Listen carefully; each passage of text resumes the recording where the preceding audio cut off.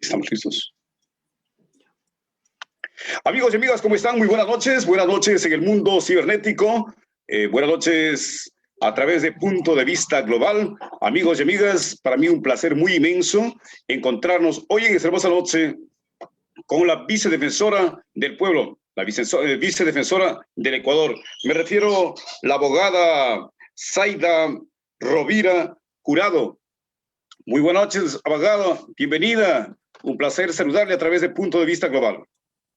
Muy buenas noches, José, y buenas noches a toda la ciudadanía que nos ve y nos escucha a través de este prestigioso espacio. Mil disculpas porque con toda la gestión y todo el trabajo que tenemos que realizar, me toca ser un poco informal y hacer la entrevista desde carretera en el carro, pero estas son las ventajas de la tecnología. Nos podemos conectar en cualquier momento y compartir con usted, que siempre es un gusto y es un honor conversar con usted, José.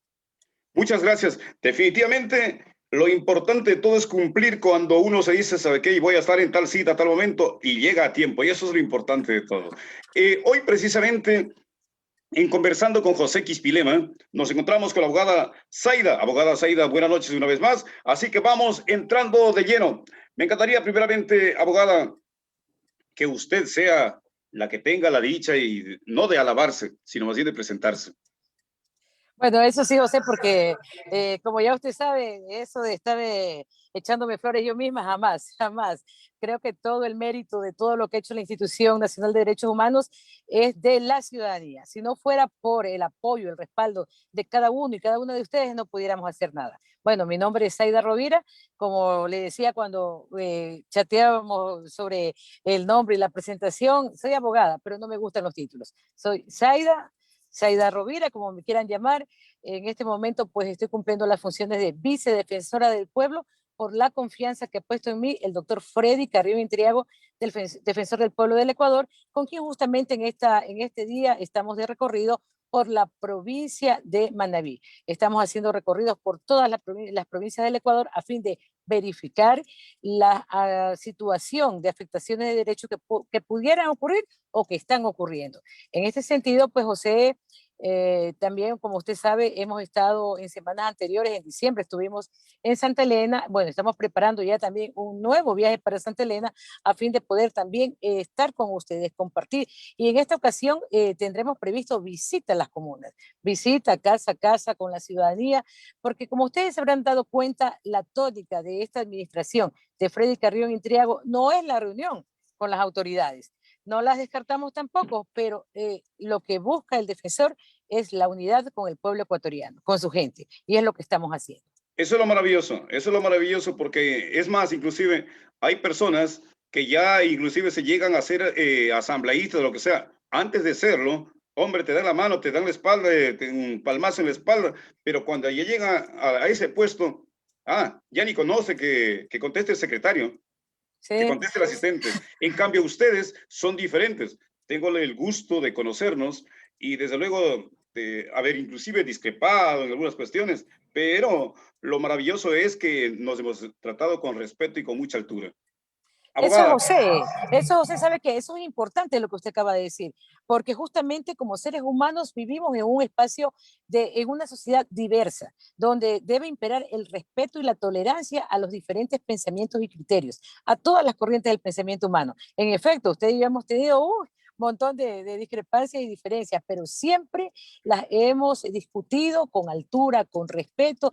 Y mire usted, yo cuando me dijo ayer de este espacio, esta entrevista, con todo gusto, para mí no hay nada más placentero que poder tener un diálogo con usted, porque sé que siempre, siempre vamos a sacar resultados positivos para la ciudadanía. Con usted, Muchas gracias. José Quispilema, siempre será así. Muchas gracias. En el tiempo de COVID, se han cometido o se presume que se han cometido muchas vulneraciones en los derechos humanos, es decir, muchos empresarios o generalmente, como digo yo, empresarios que se han enriquecido o que se han aprovechado con la confianza del pueblo, se podría decir, y con la necesidad del pueblo, pues se dijo que nos trajeron lo que son precisamente las pruebas y esas cosas que se han lucrado demasiado. ¿Qué está haciendo la Defensoría del Pueblo? ¿Hay algún caso que están investigando, algo que están haciendo al respecto? Bueno, durante el tiempo de la pandemia, tengo que decirlo, para la Defensoría del Pueblo no presumimos que se vulneraron derechos. Se vulneraron derechos así de forma fehaciente. Me Usted lo encanta acaba que de... hablen de esa manera. Es que es así, es así. De pronto, hay personas que dicen, pues hay que presumirlo porque todavía no está aprobado. La Defensoría del Pueblo lo demostró. Y le voy a decir algunas acciones, justamente que las tomamos porque evidenciamos la vulneración de derechos. Uno, lo que pasó en la provincia del Guayas fue tan terrible, justamente que tiene que ver con la corrupción, porque recuerde usted que, claro, no solamente las pruebas, todos los insumos. ¿Qué pasó? Todavía lo tenemos vivo en la memoria, que negociaron hasta con las fundas para embalar los cadáveres, Exacto. para meter los cadáveres. Producto de eso, en Guayaquil básicamente se extraviaron 216 cuerpos, 216 familias desesperadas, no solamente por el dolor de haber perdido a su ser querido, sino además por el horror de tener que buscarlos en medio de pilas de cadáveres o tenerlos días en sus casas. La Defensoría del Pueblo interpuso una demanda de acción de protección que dio como resultado que el juez ordenara que se practicaran las pruebas de ADN correspondientes para que la ciudadanía tenga la certeza de que está sepultando al que en vida fue su ser querido, que fue lo más doloroso. Déjenme decirles que lamentablemente todavía tenemos alrededor de 48 cuerpos que no se pueden identificar. Del total de los 216, afortunadamente el resto ya se los han identificado a través de las pruebas de ADN y se le ha dado la certeza a la familia, la tranquilidad de por lo menos saber que está llevándole una flor, le prende una vela al cuerpo del que en vida fue su ser querido. Eso que fue tan drástico, tan terrible para la ciudadanía, lo llevamos adelante, como les dije, con el respaldo y el apoyo ciudadano. Otro caso tan terrible es aquel en el que además, tengo que reconocerlo públicamente, José, usted también tuvo una participación destacada desde la provincia de Santa Elena, como lo hicieron en todas las provincias del Ecuador, cuando se afectó directamente al derecho al trabajo del pueblo ecuatoriano al no pagarles las remuneraciones a tiempo a los servidores públicos. Sí, me van a decir, pero no se afectó el derecho al trabajo porque siguen trabajando. Sin embargo, la Constitución es clara, a igual trabajo, igual remuneración. Y esa remuneración es la que servía para darles de comer a los hijos, para la salud de los hijos, para la educación. Y claro, cuando nos pagaban después de 2 o de 3 meses, se estaba afectando el derecho al trabajo. Aquí logramos presentar una demanda a nivel nacional con 503 amigos curiae, 503 personas y colectivos que se sumaron para decirle a este gobierno que ya basta de tanto atropello y de tantas vulneraciones. Y producto de eso logramos aquella sentencia histórica, que no debería hacérselo a través de demanda, porque es un derecho constitucional, es un derecho consagrado. Sin embargo, hemos tenido que judicializar y demandar para que se cumplan los derechos. Otro caso que también es emblemático es el que hemos llevado durante todo este tiempo a favor de que se reconozca y respete el principio de paridad de género. Es decir, que cuando un hombre ocupa el primer puesto o es el director o es el jefe de alguna institución, el segundo puesto tiene que ser una mujer. Básicamente estamos hablando de los gobiernos autónomos descentralizados. Cuando se elige un alcalde, tiene que ser una vicealcaldesa la segunda autoridad o viceversa. En este sentido, logramos que se reformara el COTAC y que ahora sea expreso, que lo dice de tal forma, y aparte, ya está en la Corte Constitucional para generar precedente jurisprudencial obligatorio. Pero hablemos de más cerca, de ahora, del momento actual en el que estamos viviendo. Se le ofreció. Aún no le toquemos ese tema. Quiero inclusive retroceder un poquito. Perfecto. ¿Por qué? Porque vale la pena recordar el caso de octubre. Oh, por supuesto, por En supuesto. octubre tuvimos muchos problemas, inclusive nosotros consideramos que hubo vulneración de derechos porque los militares provocaron al pueblo. Yo fui testigo, aún con la salud quebrantada, yo estaba con mi bandera en el lugar de los hechos y tomamos evidencia de todas esas cosas. Pero lo sorprendente es, porque yo recuerdo inclusive que estábamos con el abogado Cabezas, que era el defensor del pueblo de la provincia de Santa Elena.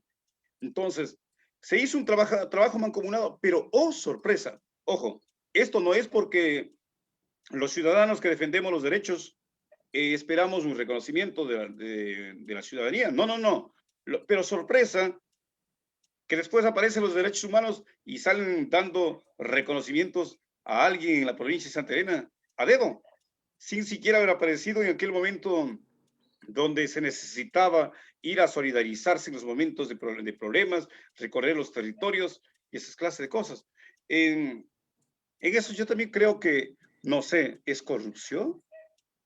Bueno, no sé qué organización haya hecho este reconocimiento, porque básicamente la Defensoría del Pueblo hizo un reconocimiento a las defensoras y defensores de derechos el 10 de diciembre del año que pasó, por el Día de los Derechos Humanos, pero en el contexto de la emergencia sanitaria. Y se hizo un reconocimiento específicamente después de pasar por todo un proceso, que incluso se conformó una comisión ciudadana para hacer este reconocimiento a 3 colectivos sociales no había ninguno de la provincia de Santa Elena.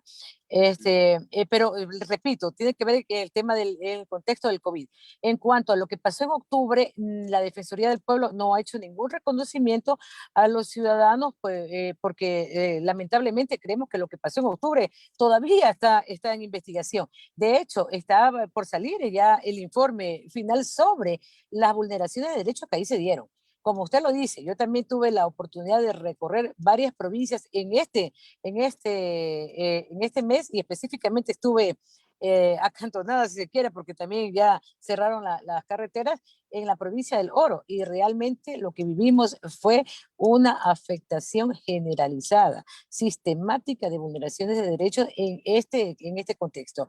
Entonces, claro, no le podría decir, no le calificaría porque, como corrupción, porque realmente no conozco qué institución fue la que entregó el reconocimiento y a quiénes. En tal caso, lo que yo sí puedo decirle en este momento es que personalmente reconozco a cada una de las personas que estuvieron peleando en las calles, ejerciendo su derecho a la protesta, su legítimo derecho a la protesta, y como les pude ver también, fueron agredidos, fueron vulnerados y afectados. En el momento que salga el informe, creo que donde se evidencian y se reconocen y se ratifican las vulneraciones de derechos, creo que ese va a ser el mejor reconocimiento para el pueblo ecuatoriano que estuvo en esos días en las calles. Que se diga la verdad de lo que pasó, porque todavía nos Eso es están bastante. diciendo que es mentira. Todavía nos están diciendo que es mentira, que no pasó. Lo peor de todo que teníamos inclusive evidencias, fotos de Nada. los, En el momento de conocimiento, abogada, teníamos fotos y todo eso de las evidencias de por los supuesto. cartuchos de las, ¿cómo se llama? De las bombas Gases lacrimógenas. lacrimógenos, sí, Ajá, inclusive caducados, que causan caducadas. un daño terrible, sí, que causan un daño mucho mayor al que causa el gas lacrimógeno que, no esté, que todavía está en vigencia. Justamente el caso de Santa Elena es un caso que se discutió y analizó profundamente porque fue el que nos dio la alerta de que se estaban utilizando estos gases lacrimógenos caducados y a través de lo que pasó en Santa Elena pudimos detectar que este gas lacrimógeno causa un daño gravísimo a la salud de las personas que aspiran este gas.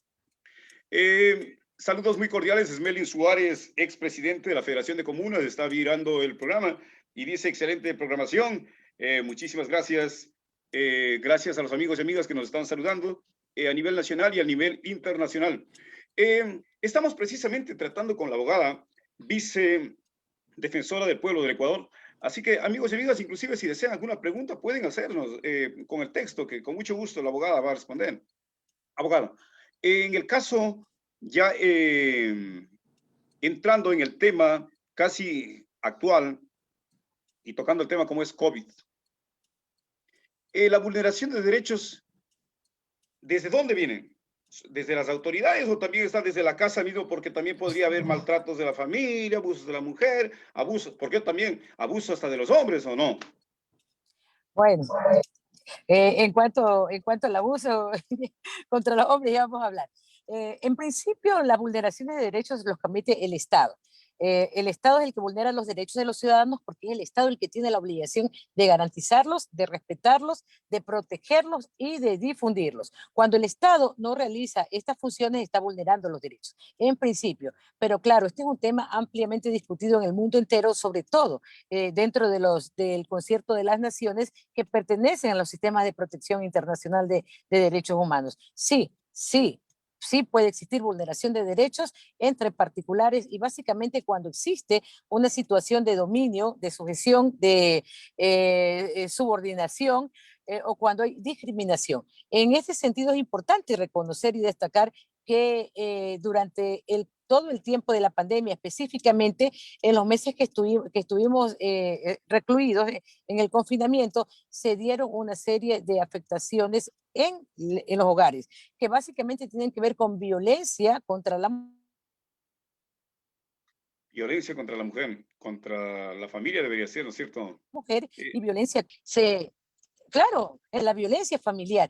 El tema es que el encierro, eh, como nos pasó sin mayor preparación, sin tener las reservas necesarias, hizo que se exacerbaran lo que la gente llevaba por dentro. Resulta que estábamos encerrados, sin trabajo, sin dinero para la comida.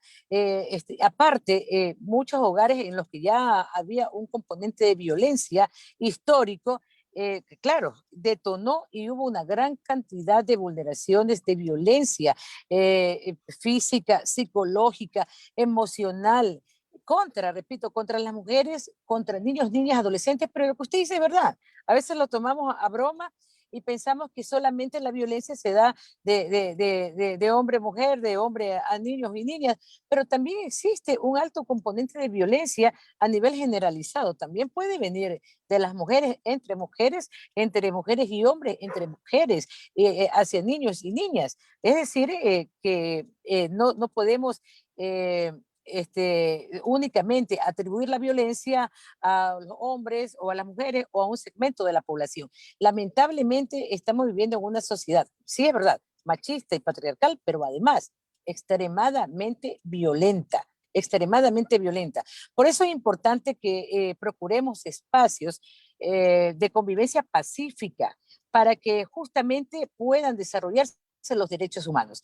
En el momento en que encontremos los espacios para dialogar con respeto, para que se fomente la cultura de paz, vamos a ver que se pueden también vivir los derechos humanos.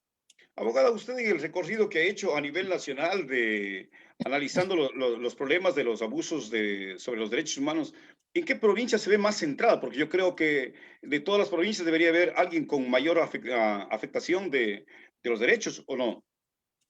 Bueno, tanto como que hay una provincia en la que hay mayor vulneración, otras en menos, no, yo no lo pongo así. Yo, como usted lo dice, recorro constantemente, tengo, le juro, el orgullo, el honor, la dicha de llegar a los cantones y a las comunas, y se me hace tarde hasta quedarme a dormir en la casa de mi gente, porque ya se va desarrollando una familiaridad, un sentimiento de aprecio, de confianza, de respeto tan grande que realmente yo tengo mucho que agradecerle a la ciudadanía, muchísimo.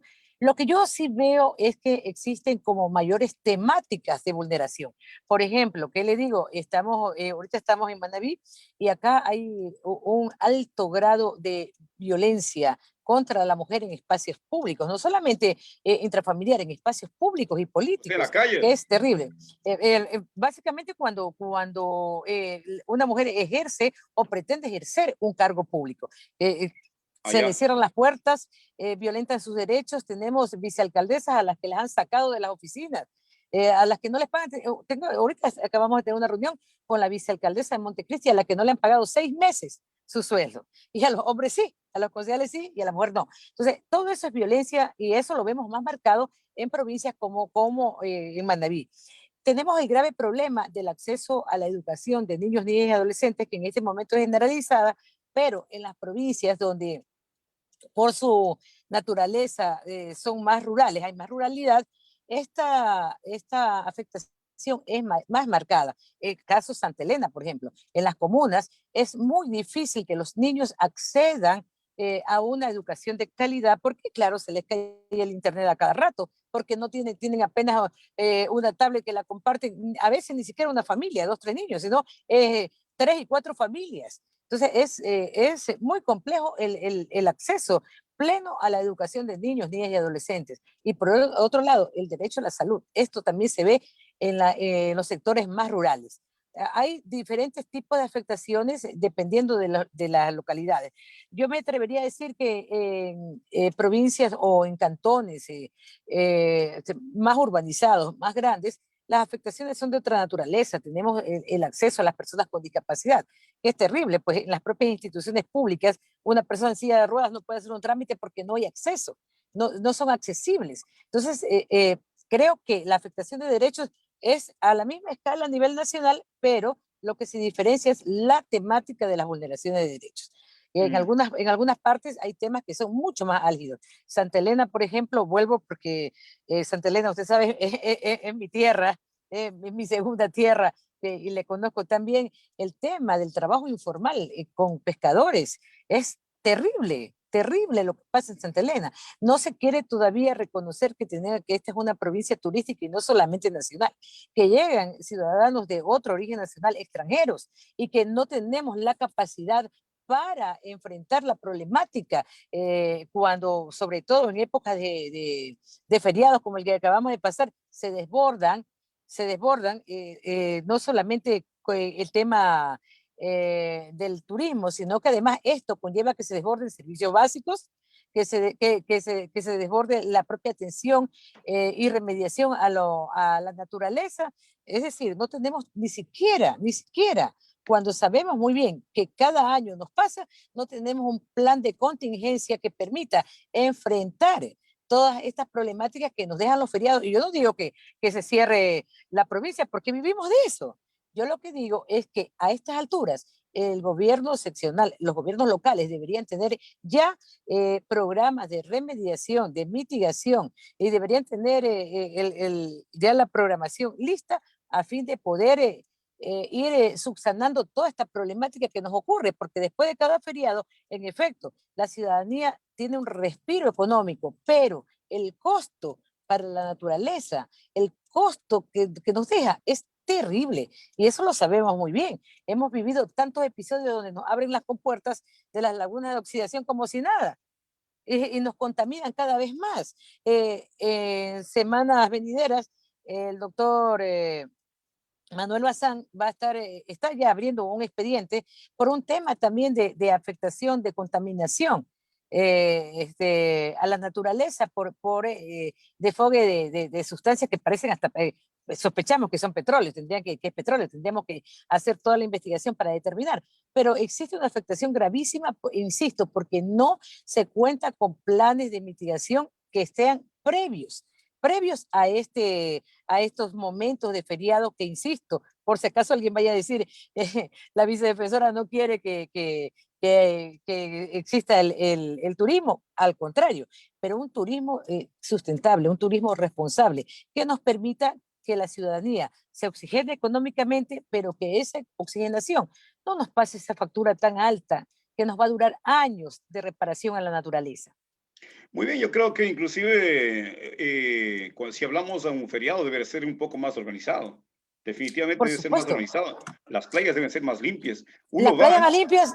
Y una cosa, José, Ujú, que tendremos que conversar en algún momento, tenemos que sentar con todos los actores allá. En Santa Elena, como usted lo sabe, hay tantas playas en las comunas que no las visita nadie, así porque es. todo el mundo quiere ir hasta Salinas y a Montañita, y paré de contar. Ya deberíamos tener un organigrama de cómo distribuir el turismo a estas playas y también permitirles que esta ciudadanía genere recursos también en los Muy de feriados, y acuerdo. al mismo tiempo se oxigenan las otras playas y aprovechamos la belleza natural de Santa Elena, que es increíble. Usted sabe muy bien cuántas playas maravillosas tenemos allá. Muy de acuerdo. Y sobre todas las cosas, cuando a veces nosotros nos vamos a la playa y estamos andando descalzos, qué raro y qué feo encontrarse con un vidrio, con esas cosas. Yo creo que allí es falta responsabilidad de cada uno inclusive de los visitantes de las playas, porque las playas no deberían ser como cantinas libres. Las playas no claro. deberían ser para llevar la basura y botarlo. Pues entonces, si lleva la basura, retire su basura, lléveselo y Recójala. póngalo en el basurero, ¿no es Recójala. cierto? Es que aquí hay una corresponsabilidad. Por una parte, las autoridades y por otra parte, la ciudadanía. No podemos decir también que todo es culpa de las autoridades si en efecto, como usted dice, llegamos, hacemos un día de campo, sacamos las ollas, las tarrinas, las botellas, porque es típico. Así somos sobre todo los costeños. ¿Quién no va a la playa y lleva su tarrina? ¿Quién no? Tenemos que ahorrar. Sacamos el arroz con pollo de la casa y lo llevamos ya preparado ya. Perfecto, perfecto, pero retire las tarrinas, las botellas, retire todo lo que está llevando. Eso tiene que ver también con la cultura, con la forma de vivir de cada uno y de cada una. Tenemos que amar al planeta, tenemos que entregarle a nuestras nuevas generaciones un planeta donde puedan vivir y respirar en paz. Mientras un día respiremos en paz, en tranquilidad, con armonía, pero asumiendo responsabilidades cada uno de nosotros. Estamos conversando con José Quispilema y estamos con la abogada Zaida Rovira. Un placer muy inmenso tenerla en esta hermosa noche, a la vicedefensora del pueblo del Ecuador. Vicedefensora, es importante decir la vulneración de los derechos humanos y la naturaleza. Las dos cosas vamos justamente llevándonos de la mano. Pero cuando hablamos de la vulneración de los derechos humanos, y cuando nos referimos precisamente al derecho de los ciudadanos del trabajo, ¿cómo lo ve usted que los docentes tienen que pagar su propio internet? Tienen que pagar, si es que les han pagado a tiempo, tienen que Ujú. pagar para internet, tienen que poner sus propias hojas para imprimir y todo, pero los políticos no. Ellos no, ellos están todo, tienen internet, hasta celular, tienen cómodamente.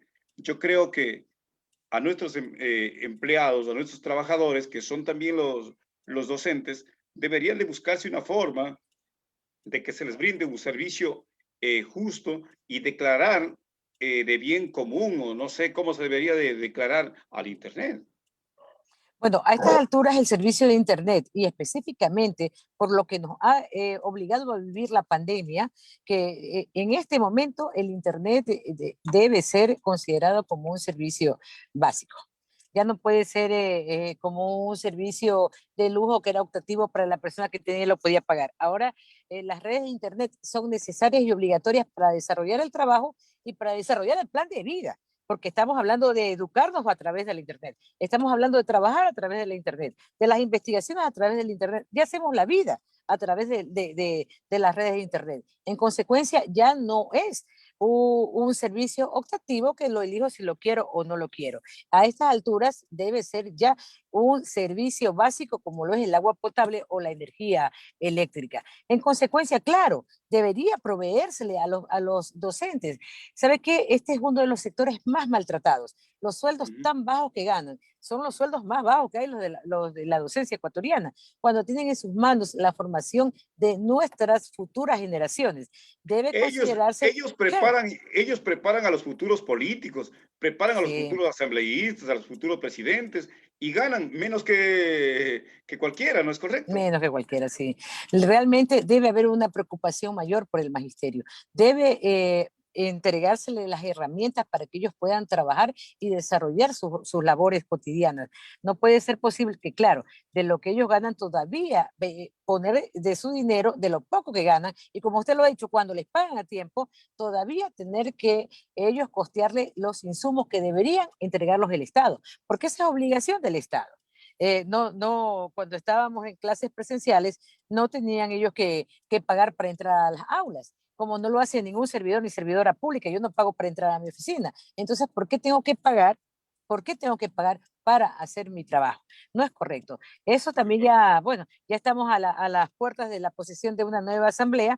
El escenario político va a cambiar y yo creo que es importante que desde los sectores populares, desde los sectores sociales, también le hagamos este requerimiento a la Asamblea, que tiene que haber un mecanismo normativo para la protección de nuestras y nuestros docentes. Es indispensable. Muy de acuerdo, muy de acuerdo. Y cuando hablamos de la vulneración de los derechos, siempre se comenta o se dice, bueno, si veo a un niño trabajando, es vulneración de derechos. Ahora, abogada, yo digo, y voy a poner mis cartas sobre la mesa, yo me crié trabajando.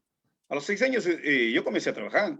Yo andaba rasqueteando los pisos, en algunos lugares de la gente rica, que este y el otro. Yo me ganaba mis centavos. O sea, yo aprendí.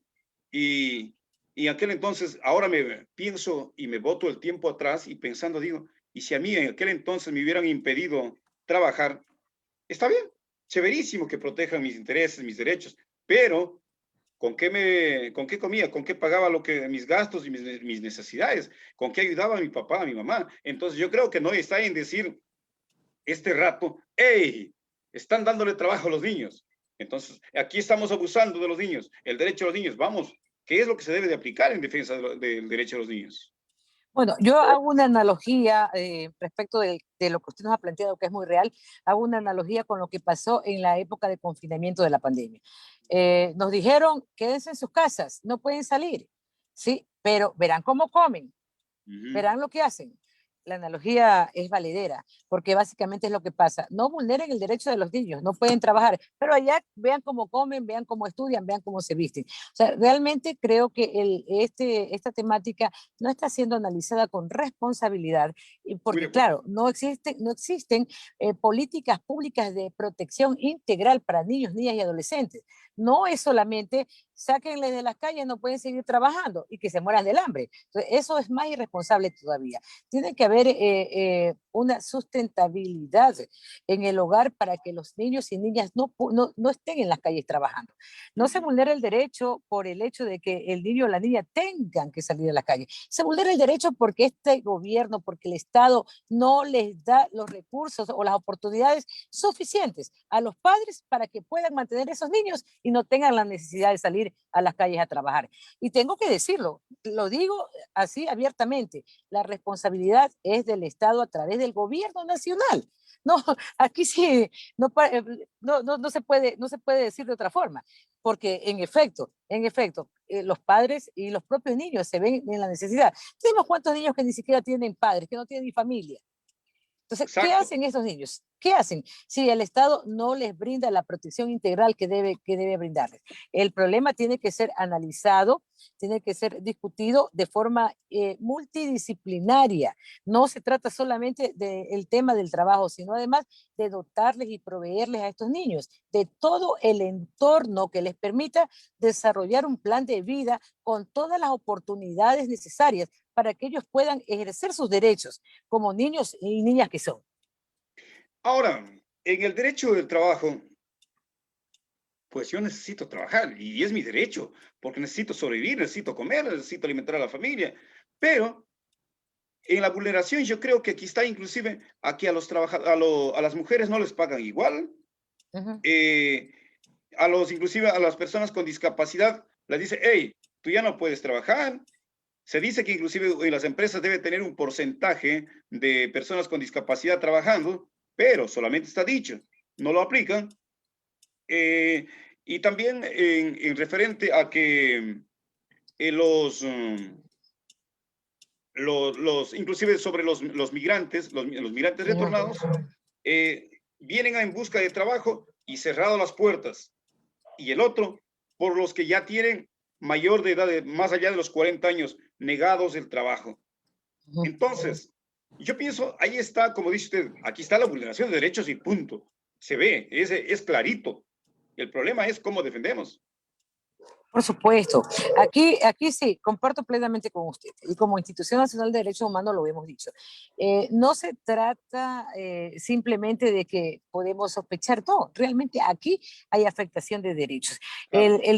Creo que el tema del trabajo, el derecho al trabajo, es uno de los derechos que más se ha afectado, más se ha vulnerado durante todo este tiempo. Lamentablemente, con la pandemia se exacerbó. Llegamos a límites que nunca lo hubiéramos ni siquiera sospechado. Se despidió, tanto en empresas públicas como privadas, se ha despedido una cantidad de personas y no solamente se trata que se despida a alguien, que se deje sin trabajo a una persona, sino que le dejan sin la fuente de ingreso, sin la comida, la educación y el vestido a toda una familia.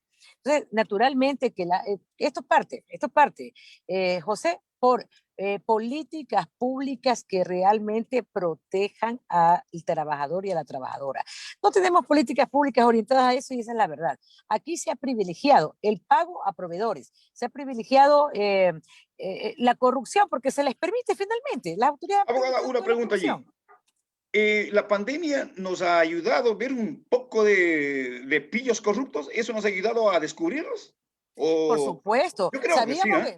sabíamos que existían, sabíamos, pero lamentablemente, o sea, no justifico la corrupción en ningún momento, ni en ningún momento, pero acá, en pandemia, donde se jugó la vida de miles de ecuatorianos, se hicieron ricos un grupo a costa de los insumos, a costa de las pruebas de COVID, a costa de la vacuna, por Dios.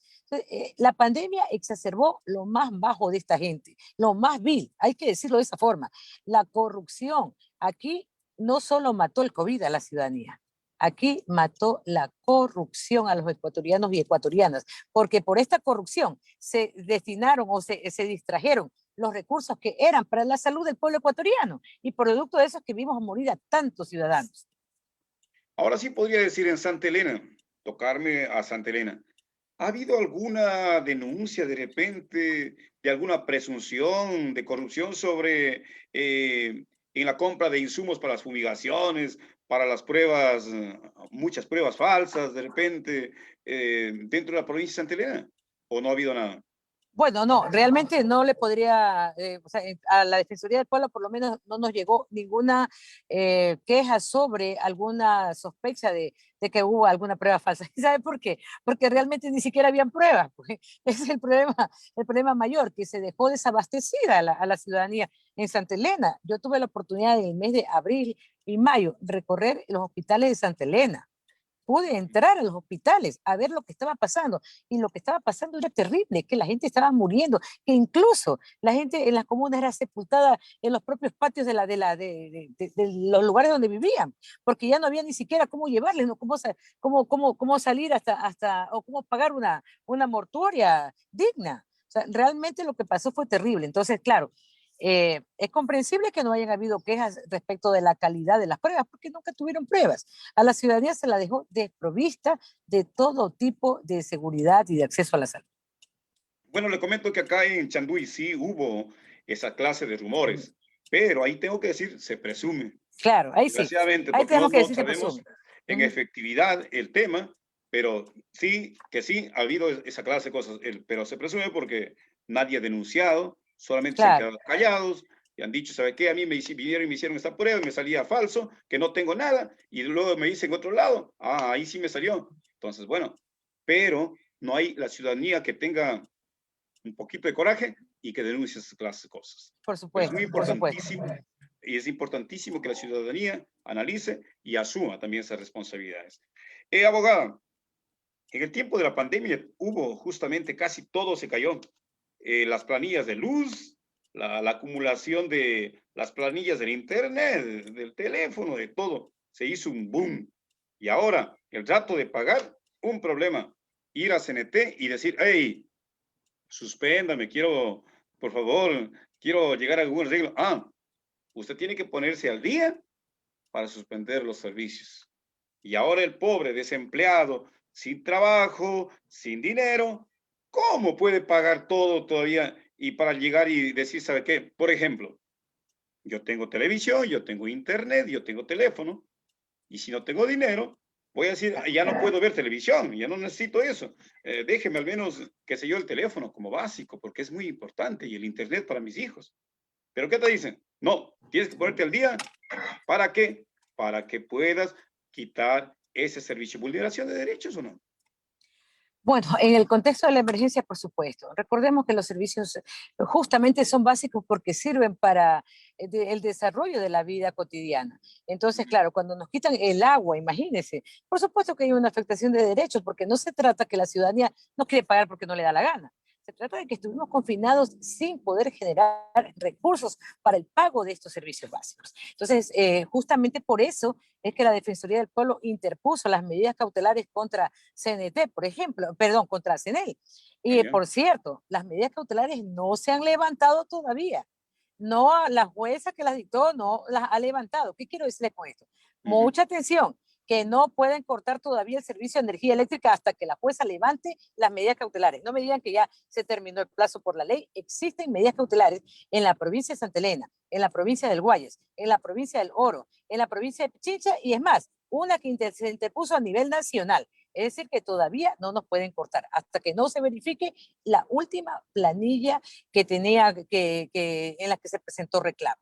Pero hasta este momento no se puede cortar. Y por supuesto, José, yo comparto con usted, este es el momento en que las autoridades y las proveedoras, las autoridades administrativas también, claro está, deben ser más sensibles, deben ser más solidarias con el dolor del pueblo ecuatoriano, deben tener empatía con lo que está pasando.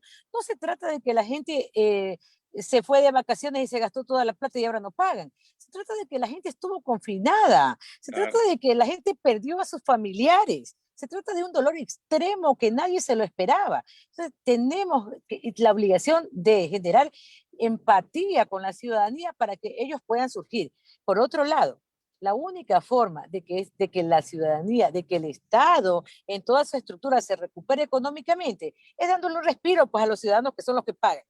Dejémosle, hagamos planes de convenios, programas, qué sé yo, pero ayudémosle a los ciudadanos y ciudadanas a que pongan sus deudas, sus cuentas al día y verán cómo se va reactivando la economía de esta forma. Pero mientras que le cerremos las puertas o le cierren las puertas, lo que se va a generar es una, un empobrecimiento masivo de la ciudadanía, porque tendremos ahora enormes sectores sin luz, sin agua, sin teléfono. Eso es terrible, eso es pobreza extrema, miseria.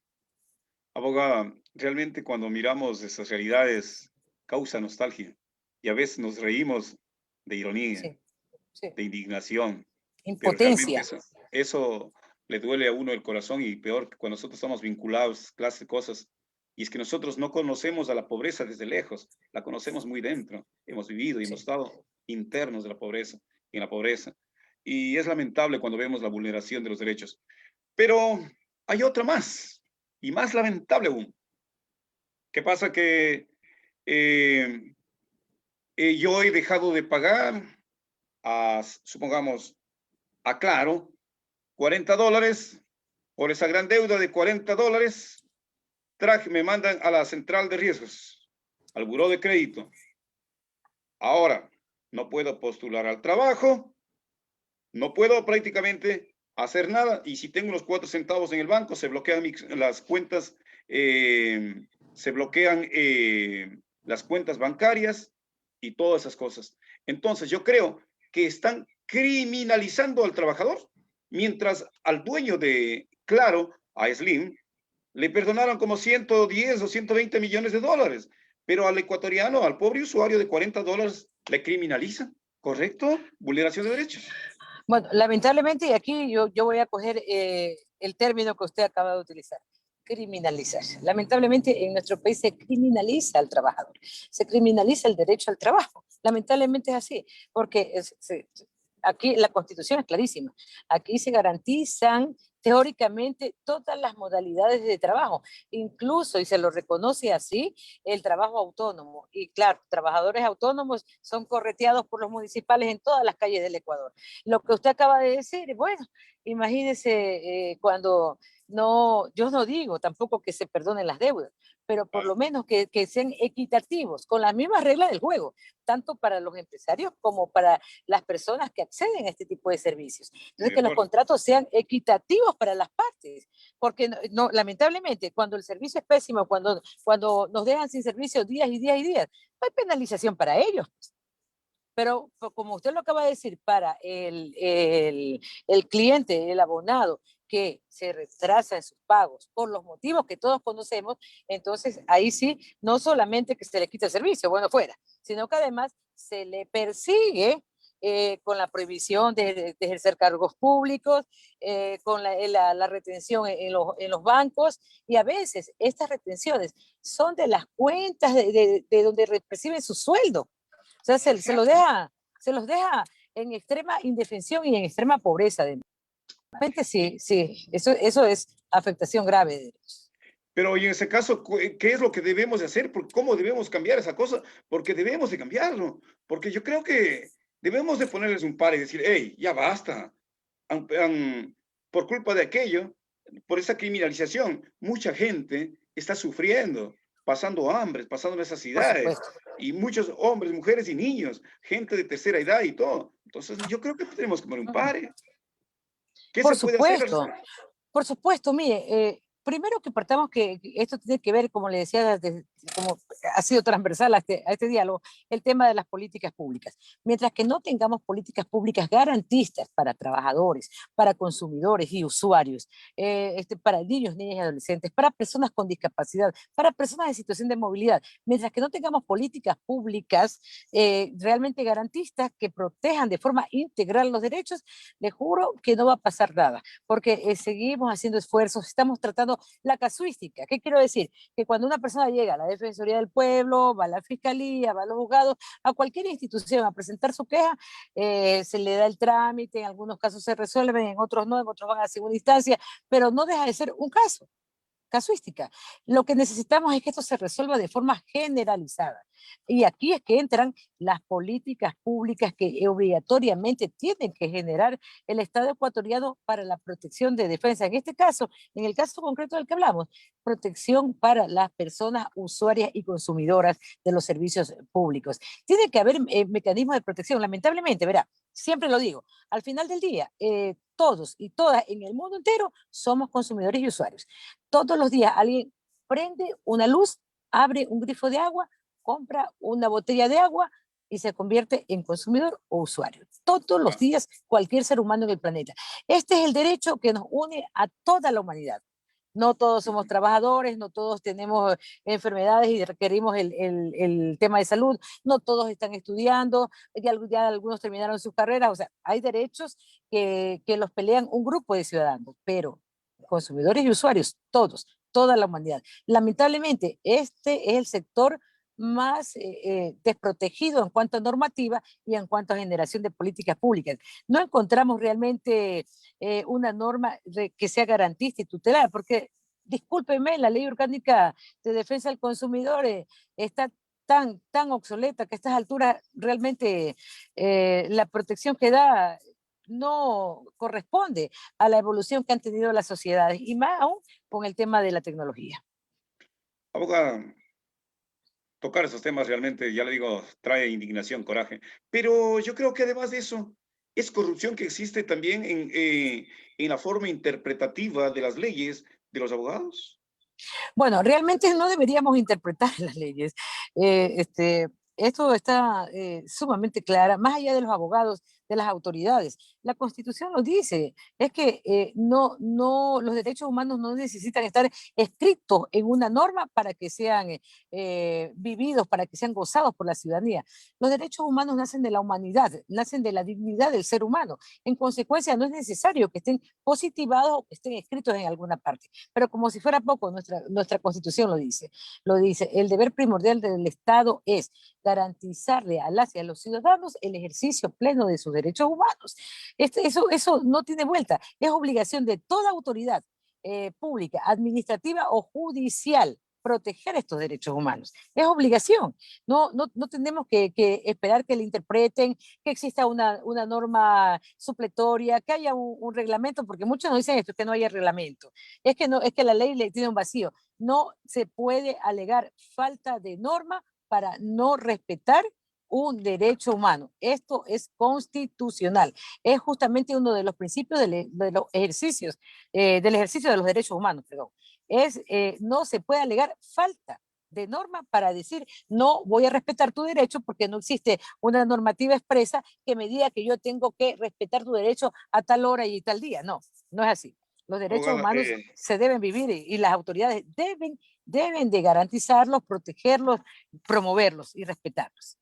abogada, un día, bueno, viendo y refiriéndose al tema de corrupción, un día fui testigo de, o sea, que un señor había tenido un accidente con una moto, llevan a los peritos y los peritos y todo le dieron el favor, o más bien la legalidad al dueño del auto. Pero llegó la fiscal y la fiscal, ¡blum!, le dio al de la moto. Yo digo, entonces, ¿para qué? Los peritos, ¿para qué sirvió? eso, los peritos, las evidencias, las pruebas, los estudios, los análisis y esas clases de cosas. Yo digo, ¿la justicia realmente? ¿O existe realmente justicia o no existe justicia? ¿Los abogados gozan de credibilidad o no gozan de credibilidad? Realmente es una profesión maravillosa, la cual yo admiro y respeto, pero yo no creo que es la culpa de la profesión y de la institución, sino es de quienes la manejan y la administran. Bueno, eso tiene que ver con los seres humanos, con la formación de los seres humanos. Tenemos una constitución tan garantista, maravillosa, que si se cumpliera toda, mire usted, no existiría la Defensoría del Pueblo, ni existiríamos los abogados ni las abogadas, porque viviríamos en el paraíso realmente, porque nuestra constitución es garantista. Existe algo que se llama tutela judicial efectiva. También hay la tutela administrativa efectiva. ¿Qué quiere decir esto? Que se le garantice al ciudadano y a la ciudadana no solo el acceso a la justicia, sino además que esta justicia sea expedita, inmediata, transparente, que es Mm. justamente lo que no vemos en este momento. Cuando nos pasan estas cosas, claro, se está afectando, se está vulnerando este principio y este derecho, es la tutela judicial efectiva, la que nos está fallando y nos está fallando lamentablemente. Nos falla pues, definitivamente todo. Se vulneran los derechos del ciudadano cuando... Los operadores de justicia, Mm. eso también tenemos que reconocer, se trata solamente del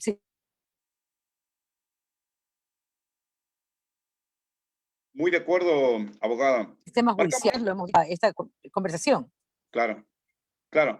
Abogada, yendo ya al tema electoral, ahora nos obligaron a votar por lista, solamente por uno, más no, yo no puedo escoger a quien yo creo capaces, ¿no? Que creía capaces. Y yo como ciudadano, cuando vi eso, yo dije, no, hombre, aquí me están vulnerando mis derechos, aquí me están obligando estos a que vote así, punto, a la bendita gana de ellos o al capricho de ellos. Y yo decía, ¿y dónde estará la Defensoría del Pueblo? ¿Qué pasó? ¿O es que no hicieron, no se está vulnerando los derechos? No entendía eso, abogado. Bueno, el tema electoral es complejo porque en el momento que se convocan las elecciones, hasta que se proclaman los resultados, está naturalmente eh, básicamente en una suerte de poder o de mandato casi que absoluto el Consejo Nacional Electoral, pero claro está, tiene que respetarse la normativa vigente y la Constitución básicamente. El tema es que cuando se cambia el método la elección, para los procesos, la asignación de escaños básicamente, bueno, nos viene con todo esto acompañado. Aquí hay una discusión muy grande, sí, todos pensamos en algún momento en que puedo votar, el que me gustaría votar por una persona que conozco de una lista y por otra que conozco de otra lista y así ir yo haciendo mi propia lista de Claro, candidatos que yo quisiera que sean los nuevos asambleístas porque les conozco, porque me claro. identifico con ellos y creo que ellos se identifican con mi necesidad. Lamentablemente el método que se aplicó ahora no nos permitía eso. Tiene otra situación que este método, en cambio, permite la diversificación en cuanto a las minorías en relación a la votación. Ahora pues ya no entran todos los que sacaron la mayor cantidad de votos, no es que se garantizan los escaños totalmente, sino que además se permite que los menos votados, por decirlo de alguna manera, o los de minorías también puedan entrar y eso diversifica también de alguna manera. Pero bueno, los métodos de electorales o los métodos de asignación de escaños todavía están en discusión. Esperemos que para un próximo proceso tengamos la oportunidad primero, por lo menos de ser escuchados como ciudadanos y ciudadanas para Ujú. poder determinar cómo nos gustaría o cómo le gustaría a la ciudadanía. También recordemos que en cuanto al otro procedimiento que llevábamos anteriormente, también nos daba algunos dolores de cabeza en este sentido. Por eso le digo, el tema electoral todavía es un tema en discusión, todavía es un tema en construcción, que lo que yo creo, lo que considero realmente es que a través de estos espacios, de estos debates, podemos ir alimentando los nuevos procesos, a fin de que no nos ocurra. Miren lo que está pasando ahorita, por ejemplo. Sí, sería lo ideal que guardemos, que sistematicemos toda esta experiencia a fin de que vayamos corrigiendo estos errores como sociedad, pero cuando les digo vayamos, yo no tengo, como Institución Nacional de Derechos Humanos no somos los que llevamos adelante el proceso electoral, pero sí creo que como ciudadana, como sociedad, tenemos la obligación de ir aportando con espacios como estos, porque imagínese usted si esta temática se hubiera discutido mucho antes de los procesos, por lo menos hubiéramos tenido en el debate posiciones contrapuestas que nos hubieran permitido generar un mejor espacio para un proceso electoral, o por lo Abogada, menos una aura de transparencia que no la tenemos ahora. hasta el día de hoy se ha visto full demagogia simplemente en las campañas y también yo considero que eso es una vulneración de derechos porque es como que se burlan de nuestras necesidades y nos ofrecen cosas que jamás van a darlo. Entonces, pero aparte de eso, ya marcamos la hora 19:57. Oiga, con usted se me va el tiempo demasiado rápido. Bueno, Lo mismo pasa a mí, lo mismo pasa a mí. Nos en falta lo, tiempo. en lo electoral, ahora, en este caso que ya está dado los resultados, Arauz, Lazo, Yacu Pérez, en que no, que sí, que sí, que no. ¿Cuál es el punto de vista de la Defensoría del Pueblo? Yo vi Doctor por ahí ya Freddy, el sí, manifiesto. eso le estaba por decir, el doctor Freddy Carrillo Intriago, de forma inmediata, cuando empezamos a ver todas estas situaciones, ha hecho un manifiesto público donde llama a la total transparencia a las autoridades electorales, que son las que tienen que llevar este proceso con la mayor transparencia, que se clarifiquen todas las actas, pero además, José, algo que es indispensable, y por eso cuando me preguntaba, yo sí digo que esto está en construcción y tenemos que ir avanzando, porque el proceso electoral tiene que regularlo y tiene que dirigirlo el Consejo Nacional Electoral. Nadie puede meterle la mano, como se pretende hacer ahora, a través de la Fiscalía, de la Contraloría. Perdónenme, pero estamos frente a una situación de caos electoral donde después de que se produce la jornada electoral, primero nos anuncian que hay un empate técnico, después que no era así, que uno iba ganando, después que el otro iba ganando, luego un acuerdo entre los candidatos en el propio seno del Consejo Nacional Electoral, dos candidatos acuerdan con el Consejo, por Dios, o sea, es una situación tan terrible y finalmente ahora la Contraloría y la Fiscalía y todo el mundo quiere meterle la mano al proceso electoral. Frente a esta Ahora, situación abogada, hemos sido muy claros. abogada, pero yo creo que el problema está porque la justicia es politizada, al igual Por supuesto, que el que la CNE. Contraloría. Y al igual que la Contraloría y todas las instituciones. ¿Por qué? Porque ahí meten los políticos, meten a su gente. Entonces ahí están los partidos políticos, inclusive que son puestos a dedo. Entonces ahí están ellos. Y mientras no se libere esa clase la justicia sea independiente, el CNE sea independiente, las cosas no van a cambiar, abogados. ¿Sí? No, lamentablemente, bueno, hay dos lecturas aquí. La una es liberar totalmente a las instituciones y básicamente a la electoral de la situación partidaria, pero en cambio ahí le quitaríamos la esencia misma, la naturaleza del Consejo Nacional Electoral, que tiene que ver con el tema partidario, pues es la razón de ser del Consejo. Pero lo otro tiene que ver, o la otra lectura que hago, tiene que ver también con la participación ciudadana. No se trata solamente de que las instituciones cumplan su función y le digan, y luego le informen a la ciudadanía, hice esto, hice lo de acá, sino que se involucre la ciudadanía y básicamente cuando se trata de decidir sobre derechos ciudadanos, tiene que ver la opinión ciudadana, tenemos que contar con los colectivos sociales, con la ciudadanía organizada, con los ciudadanos que levantan su voz en las redes también. O sea, como les decía al inicio, ahora la tecnología nos da la oportunidad de dirigirnos, de hablarle directamente a todas las autoridades, de decirles lo que pensamos. Y creo que este es un ejercicio que debe ser utilizado, que debe ser reconocido por las autoridades. ¿Saben qué? La ciudadanía nos está diciendo esto. La percepción ciudadana es esta. Tenemos que hacer las cosas no por obligación, sino por convicción, como lo digo siempre. Entonces, Abogada, estamos ya sobre las 8 de la noche. Realmente, muchísimas gracias por estar participando y conversando con José Quispilema. Le agradezco muchísimo, mi querida abogada. Se quedó frisada la imagen suya, su audio también.